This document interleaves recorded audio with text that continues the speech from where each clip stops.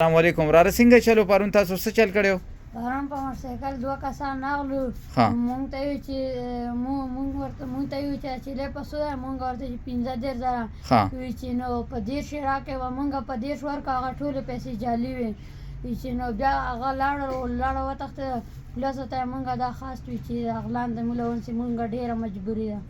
ها تاسو پرون چیلې راوسته و په 35000 تاسو وته وی دغه د 30 بیا 30000 در کې الوټونه ټول جالي در کړی دي ټول جالي دا کومه میله کې دلته ماجر بازار میله کې ماجر بازار میله کې ها دا سیده د ماشوم دا خواست دی ته مونږ پرون چیلې راوسته په 35000 وته مونږ ویل کسانو بیا 30000 راکړي 30000 روپۍ تی ټول جالي دي نو مونږ وې دلته متعلقه تانه تخواست دی چې دا لوټونه کوم ته جالي راکړي دي کسان مونږ ته ونی سیو زمونږ ډیره غریبي ده